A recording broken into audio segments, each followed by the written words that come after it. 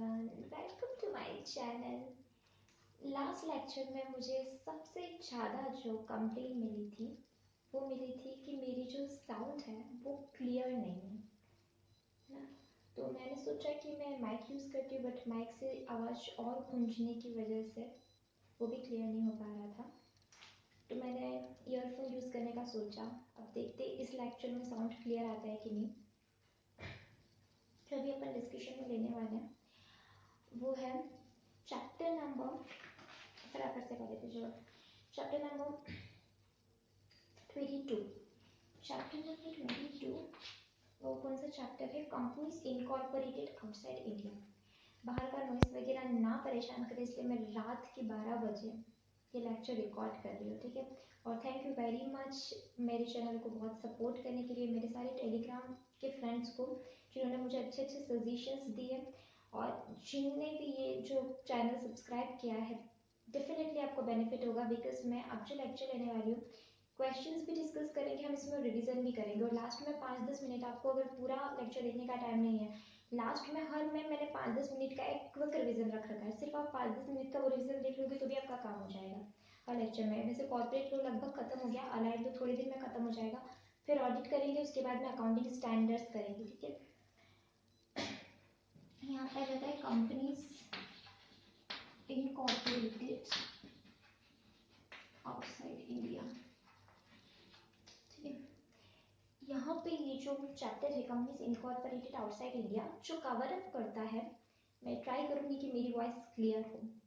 Section 379 से लेके 393 तक के सेक्शन, 379 से 393 तक के सारे सेक्शंस, ठीक है।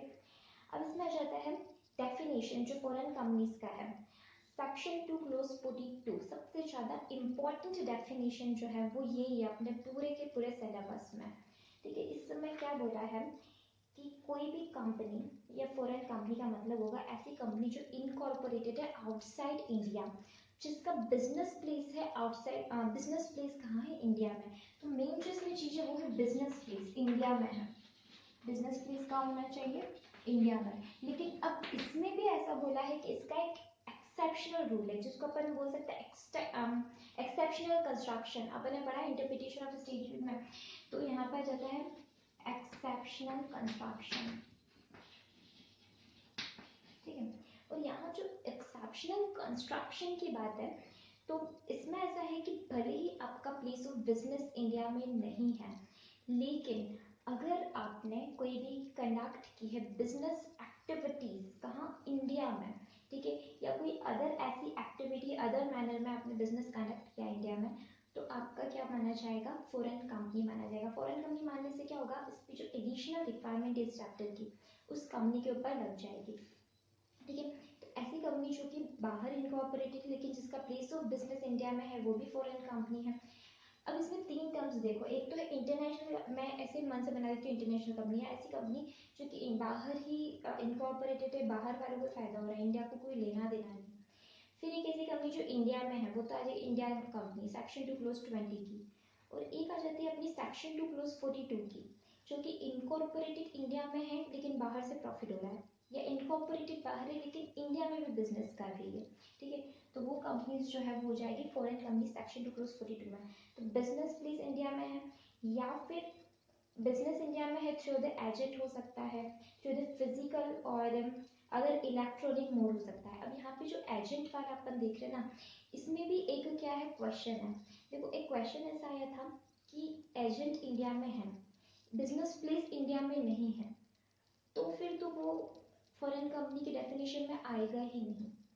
अब दूसरा अपन ने एक्सेप्शनल रूल देखा था कि बिजनेस इंडिया में करता है, एजेंट इंडिया में है, इंडिया के जो कस्टमर है उनके साथ में कॉन्ट्रैक्ट एंटर कर रहा है, ठीक है, तो फिर वो क्या हो जाएगा? फॉरेन कंपनी सेक्शन 2 क्लोज 42 में आ जाएगा, ठीक है। या फिर एक फाइनल अपन देख लेते हैं कि जिसने ई मोड में दे रखा है, कि यहाँ पे दे रखा है through electronic mode. Electronic mode में क्या हो रहा है? उसका बिजनेस हो रहा है। तो इलेक्ट्रॉनिक मोड को यहाँ पे पूरा डिफाइंड किया हुआ है, कम से कम आधे पेज का डिफाइन किया है। रूल 2 सब रूल 1 क्लोज 3 में, एजेंट में अपन ने क्या देखा था कि एजेंट इंडिया में है लेकिन बिजनेस प्लेस इंडिया में नहीं है, no foreign company. Agent India में है, बिजनेस इंडिया में कर रहा है, भले ही बिजनेस प्लेस इंडिया में नहीं है, लेकिन वो कॉन्ट्रैक्ट इंटर कर रहा है कस्टमर के साथ में, तो फिर अज्यूम करो कि वो क्या है, एक्सेप्शनल रिकंस्ट्रक्शन के अकॉर्डिंग जो मिनिस्ट्री ऑफ कॉर्पोरेट अफेयर्स था उन्होंने मीटिंग करके एक एक्सेप्शनल रिकंस्ट्रक्शन में एक्सेप्शनल कंस्ट्रक्शन के अकॉर्डिंग निकाला कि भले ही बिजनेस प्लेस इंडिया में ना हो, लेकिन अगर बिजनेस इंडिया में करते तो उसको भी क्या बोलेंगे, फॉरेन कंपनी। ठीक है, तो वो एक था अपना। अब यहाँ पे आ जाता है, नोट्स इस बार नहीं मिलेंगे क्योंकि मैंने जो मनीष भंडारी सर की बुक है उसमें से ये चैप्टर किया हुआ है और मैं उसी में से ही अभी पढ़ रही हूँ।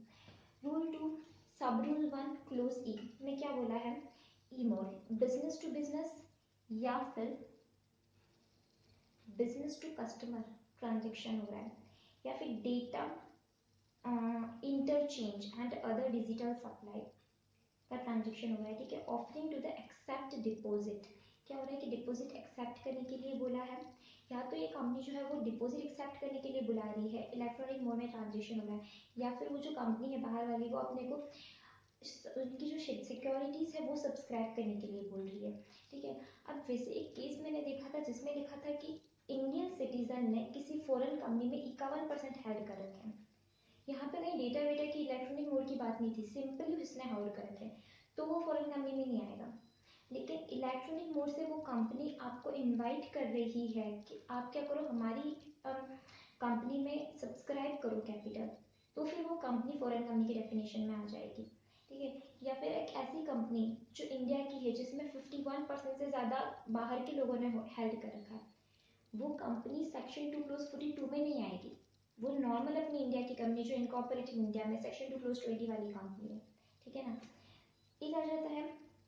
और अगर ई मोड देखें अपन तो फाइनेंशियल स्टेटमेंट जहाँ पे वेब बेस्ड मार्केटिंग है, जहाँ पे एडवाइजरी, जहाँ पे ट्रांजेक्शन है, सर्विसेज है, डेटाबेस है, प्रोडक्ट सप्लाई चेन मैनेजमेंट, ये सब है। फिर आ जाता है ऑनलाइन सर्विसेज, जैसे मार्केटिंग की सर्विसेज है, telecommunication, telemarketing, telemedicine, education और इंफॉर्मेशन रिसर्च वगैरह, ये सब जो है वो भी ई मोड में काउंट होंगे। फिर सोशल मीडिया के थ्रू, क्लाउड कंप्यूटिंग के थ्रू, या फिर डॉक्यूमेंट मैनेजमेंट की सर्विस, या फिर वॉइस और डेटा ट्रांसमिशन एंड अदरवाइज, ये सारी जो सर्विसेज हैं वो सब हो रही है, तो भी अपने को क्या माना जा रहा है इसमें कि ये जो कंपनी है वो इनकॉर्पोरेटेड है आउटसाइड इंडिया, जबकि इसका बिजनेस प्लेस इंडिया में है, तो ये क्या मानी जाएगी, सेक्शन 2 क्लोज 42 में फॉरेन कंपनी मानी जाएगी। ई मोड का सब डिफाइन किया है। इसमें सबसे इंपॉर्टेंट बात है कि अगर सर्वर जो है कंपनी का वो इंडिया में है या इंडिया से बाहर है, मेन सर्वर, उससे कोई लेना देना नहीं। कंपनी का अगर ऑफिस, कंपनी यहाँ पे काम कर रही है, जैसे सॉफ्टवेयर यहाँ लगा हुआ है या फिर क्लाउड की सर्विसेज यहाँ है, तो वो इंडियन कंपनी मानी जाएगी। और वो यहाँ नहीं है, ऑफिस यहाँ नहीं है, क्लाउड कंप्यूटिंग यहाँ नहीं है, तो फिर वो आउटसाइड इंडिया वाली सर्विस मानी जाएगी। या ऑनलाइन बिजनेस, भले उसका फिजिकल बिजनेस प्लेस नहीं है लेकिन ऑनलाइन बिजनेस इंडिया में है, तो भी वो फॉरेन कंपनी सेक्शन 2 क्लोज 42 में आएगी।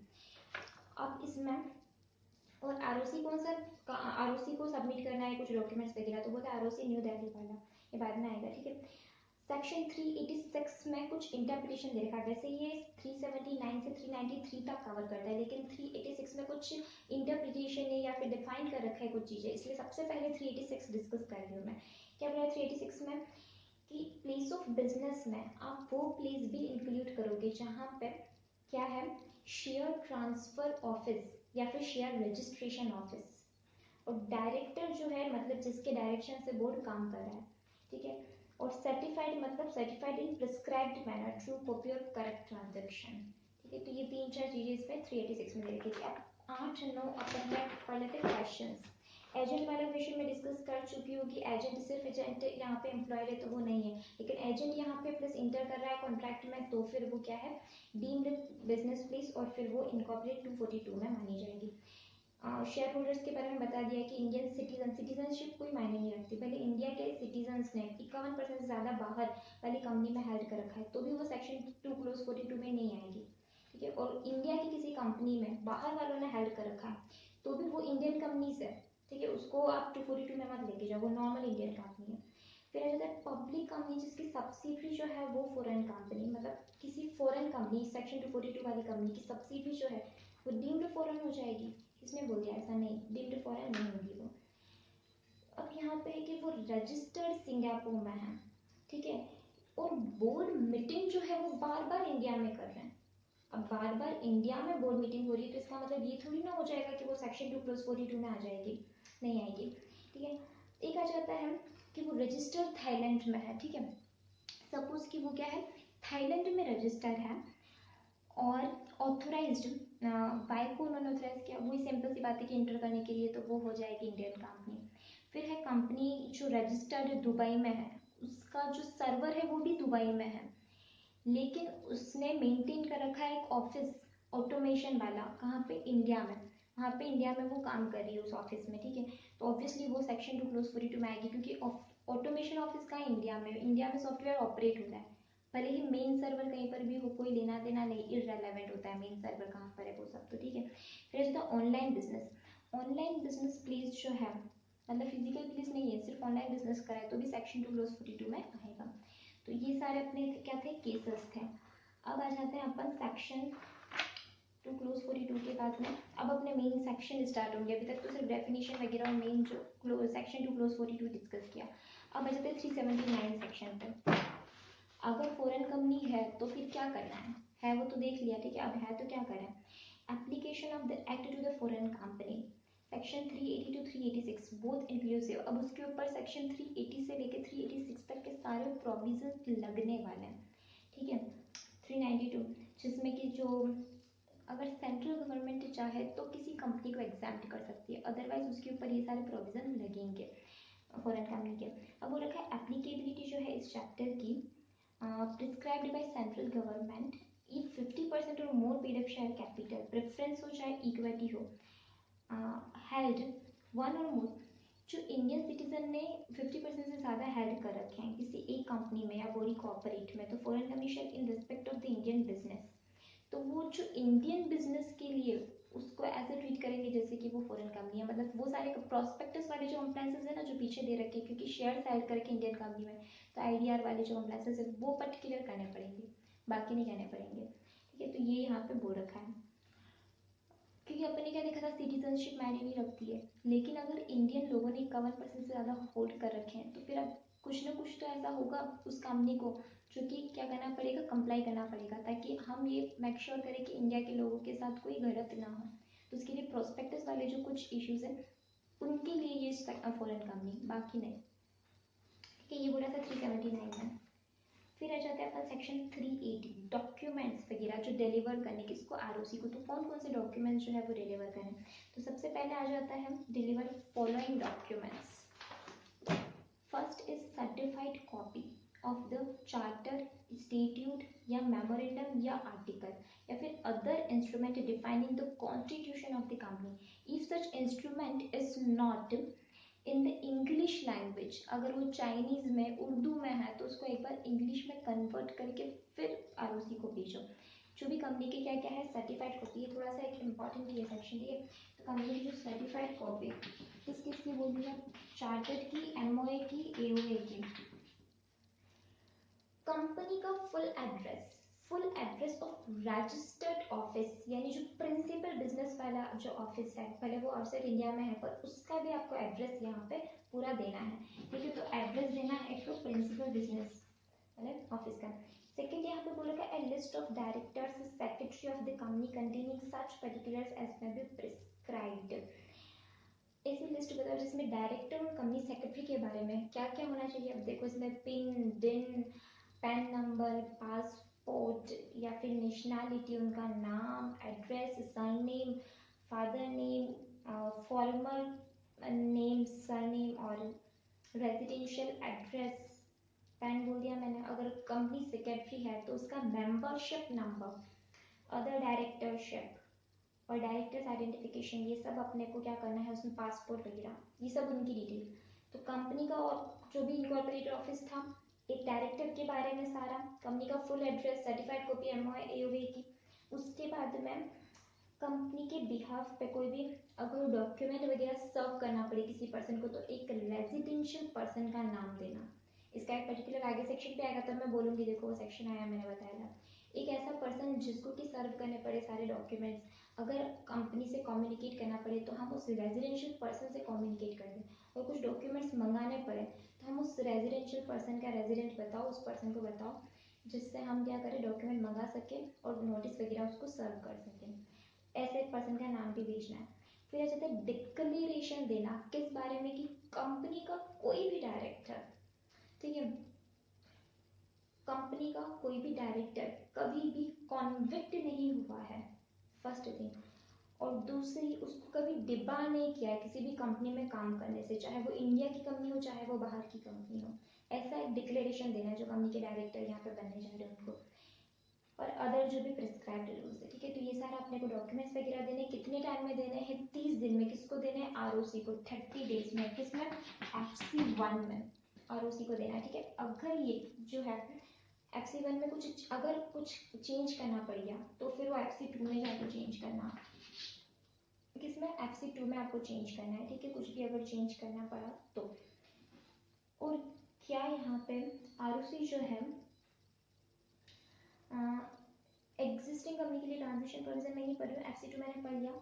अब यहाँ पे बोल रखा है कि FC1 जो है साथ में, पहली बार देखोगे RBI अथॉरिटी बीच में आ रही है, फेमा भी आ रहा है, क्योंकि फेमा के कंप्लायंसेस हुए कि नहीं हुए, उस कंपनी ने किए कि नहीं किए, ये जो अप्रूवल है किसी से लेके आना, RBI अथॉरिटी से,